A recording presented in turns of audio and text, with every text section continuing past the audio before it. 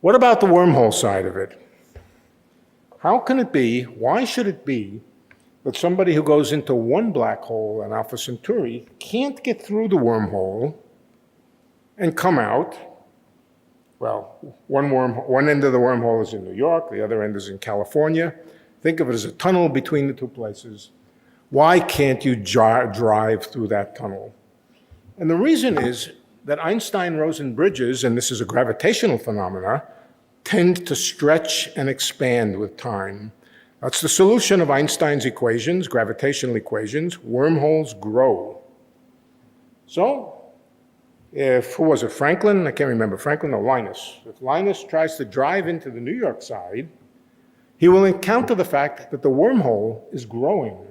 And in fact, it will grow so fast that he cannot outrun the growth of the wormhole and will simply never get through to the other side and come out the other side. That's the non-traversability of wormholes. You can't even send a light signal through, because even a light signal will not go fast enough to outrun the growth of the wormhole. That's the gravitational side of it. Is there a quantum side of it? Yes, there is, and I don't have time to tell you what it is. I will tell you what it is. I don't have time to explain it, but I'll tell you that it's a computer science concept. It's called the growth of complexity. The black hole, quantum state of the system is becoming more and more complex. It's very much like this information scrambling that we talked about, having to do with falling. The quantum state of the wormhole evolves, it becomes more and more complex, and that complexity translates into the growth of the wormhole. So these are all these very, very remarkable correspondences which tend to make us think that not just that there are deep connections between quantum mechanics and gravity, but it's at some level, as I said, I'll say it again, they're two sides of the same coin. Okay, so we have the idea of a quantum hologram encoding information which could be far from where the object that it's encoding is. And what is the other side of the coin? The other side of the coin is gravity. I like this picture. It's my favorite one of all. There are criticisms. Oh, incidentally, one might point out that most of these ideas grew not just out of the combination of quantum mechanics and gravity, but string theory. How string theory got into it, I haven't really said very much about. But let me tell you that all of the precise examples, all the mathematically precise examples of this correspondence tend to come from systems which were invented or discovered in string theory. Now, string theory, quantum gravity, has been the victim of an enormous amount of criticism. The criticism, which first of all I think is unjustified, but what does it have to do with? The criticism, I would say, stems from the fact, and I think it is a fact, that good science almost always spreads its influence far and wide into many fields of not just physics, but even outside of physics, and in particular, into engineering, into technology. And that's a pattern that we've seen over and over and over again. Special relativity led to nuclear energy. General relativity, we use it for navigation by satellite, believe it or not. Quantum mechanics, the list of technological advances. And quantum mechanics was not invented by people trying to do technology. It was invented by people who were curious about the atom. Quantum mechanics, among other things, it led to the MRI machine. But so many things that I have that the list would go on and on. Quantum electrodynamics, trying to understand the quantum mechanics of electrons and photons, in particular photons, led to the laser, or at least is closely connected with the laser, and so forth and so on. What about quantum gravity, general relativity, and its connection to quantum mechanics? It seems so infinitely remote, with no connections or applications to the rest of science. It could be that that's true. It could be we're just stuck with that. But that has not been what is happening. First of all, these connections between quantum mechanics and gravity have led to new insights into strictly phenomena which seem to have nothing to do with gravitation. For example, the surface of a black hole, the horizon of a black hole, behaves as if it were made of a fluid. That's something that general relativists discovered a long time, but not just a fluid, but a quantum fluid, whatever that means. One can use the fact, by knowing enough about black hole physics and knowing enough about general relativity, you can compute properties of fluids that were too hard to compute otherwise. Here's one example of something that was inspired by the connection between fluid mechanics, black holes, and quantum mechanics. It's a bound on the viscosity of fluids. Now, that doesn't seem to have anything to do with either of those subjects. Well, it's a little bit quantum mechanical. It is quantum mechanical. Eta is the viscosity of a fluid, the stickiness of it. S, on the right-hand side, is the entropy per unit volume of the fluid, the heat per unit volume. What was discovered? In the context, not discovered by people doing fluid dynamics, people comparing properties of quantum mechanical black hole horizons with fluids, is that the viscosity is always greater than equal to some number that includes h bar, that includes the quantum constant, times the entropy density. Will that have impact into fluid dynamics and into, probably. There are things called strange metals. Strange metals are a form of matter that was discovered by condensed matter physicists.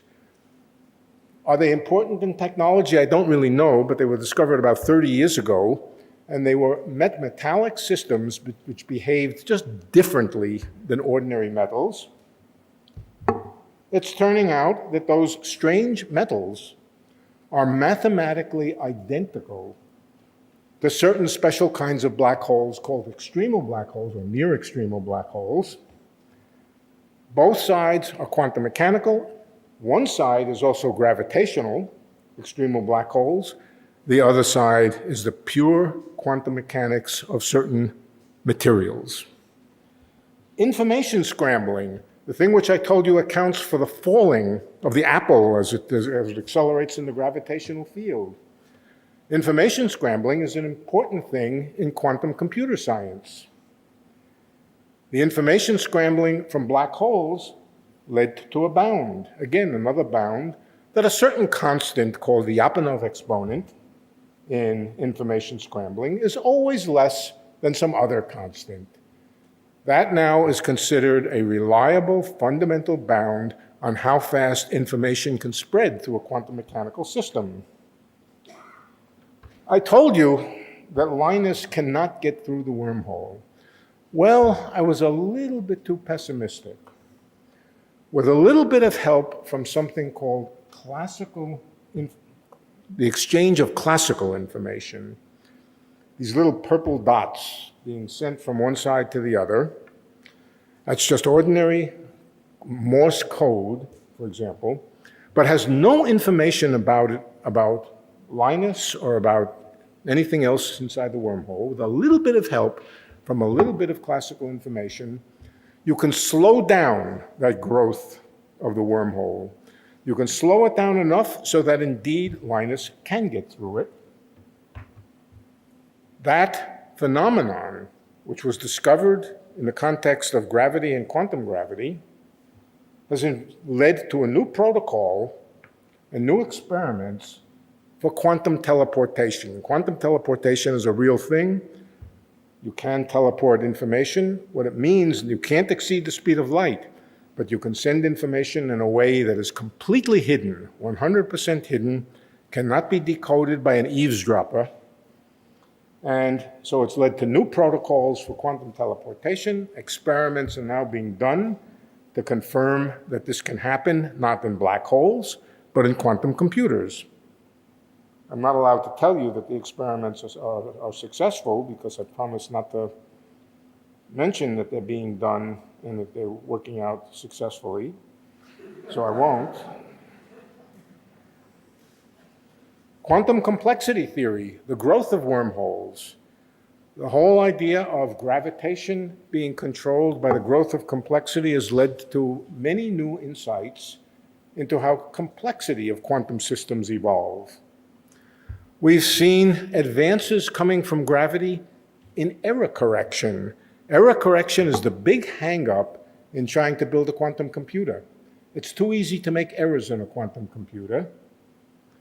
You have to error correct for them, and a whole new insight into error correction has come from thinking about gravitational systems again.